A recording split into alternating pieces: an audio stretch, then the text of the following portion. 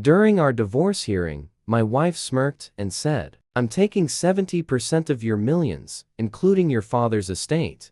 The entire courtroom went silent. Then, gasps, whispering. Every head turned toward me like I had already lost. But me, I stood up calmly, almost peacefully, reached into my briefcase, pulled out a simple 2-page document, and handed it to the judge. "Before we continue, tell us where in the world are you watching from? And don't forget to like and subscribe, Your Honor." Check again.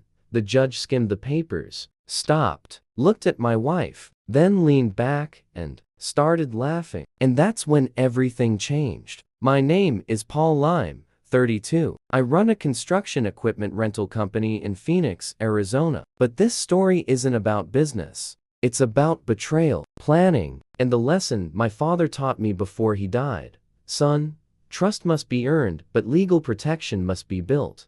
Life before the marriage, I wasn't born rich. My father started the business from scratch, renting out one rusty bulldozer behind our house. By the time I took over, we were bringing in millions. We built everything brick by brick. Then, I met her. Melissa, beautiful, charming, polished. The kind of woman who walks into a room and everyone stops talking. We dated for 8 months before getting married. My father wasn't convinced. He didn't dislike her, but he always told me, "Marry someone who loves you, not what you can provide."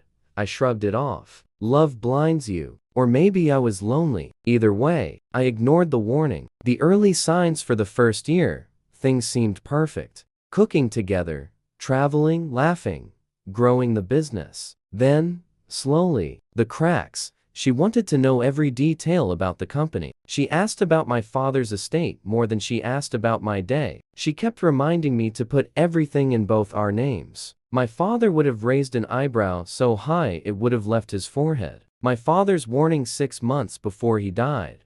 He said something that stuck with me. "Son, the enemy is rarely outside. It's the person you give your trust to without checking if they earned it." And because of him, I took legal protection seriously. I built a financial firewall around everything. Every property, every bank account, every business document. Melissa didn't know any of that mattered. Not yet. One morning, I logged into my credit statements. $3,200 at a luxury spa, $4,900 at a boutique, $2,500 at a restaurant I'd never been to, another $6,000 at a resort booked for 2 people. Not me, not us, somebody else. "Melissa, what is all this?" She rolled her eyes. "Oh please, don't be dramatic." I needed time to myself, time to herself, but surrounded by luxury, it didn't approve. Then I noticed something else. She had been calling a law firm repeatedly. She thought I wouldn't check the phone bill.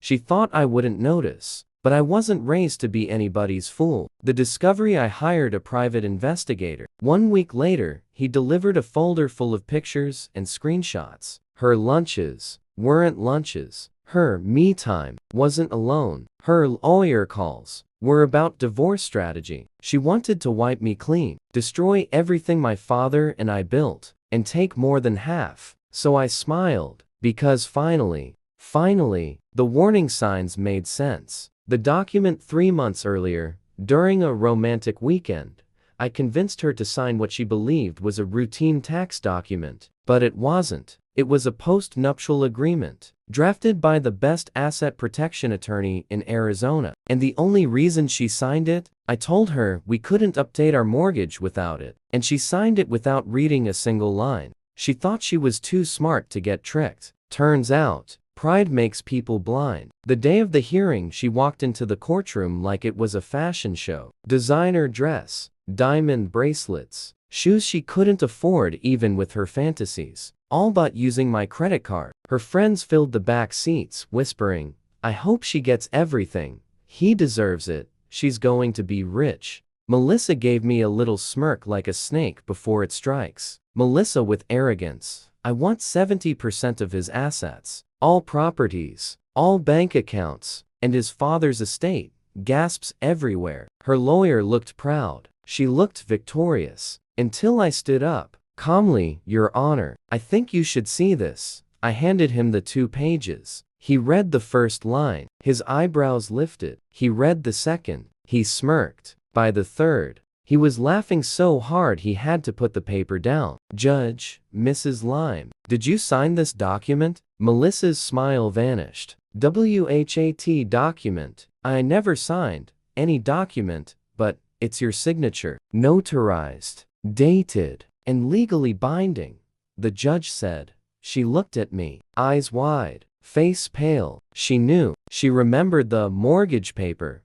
Judge firm. According to this agreement, you leave with only the belongings you personally purchased. No claim on the company, no access to his inheritance, no stake in the estate, and you owe reimbursement for the unauthorized credit charges. The courtroom exploded with whispers. Her friends froze. Her lawyer just sank in his seat. Melissa? She looked like the world had collapsed at her feet. She stormed out of the courtroom, accusing me of manipulation, gaslighting, betrayal. I didn't respond. I didn't need to. The law had already spoken. What she never understood, she thought love made me stupid. She thought money made me blind. She thought entitlement made her untouchable. But she forgot something my father taught me. People reveal their true character when greed enters the room. Her life now with no access to luxury, no credit cards, no free ride. She moved back into her sister's apartment. Her friends vanished. Her lawyer dropped her. Her new boyfriend blocked her. Reality hit her harder than the judge's ruling. My life now, I rebuilt my peace, protected my father's legacy, expanded the business, and learned that no matter how beautiful the surface, you must always check what lies underneath. My father was right. Trust must be earned, but legal protection must be built. People can lie. People can pretend. People can smile while planning your downfall. But documents don't lie. And that 2-page document, it didn't just save my fortune. It exposed the truth. So the next time someone smiles while planning to ruin you, just hand them the papers and say, check again. If this story touched you like it did us, subscribe, like, and drop your thought in the comment.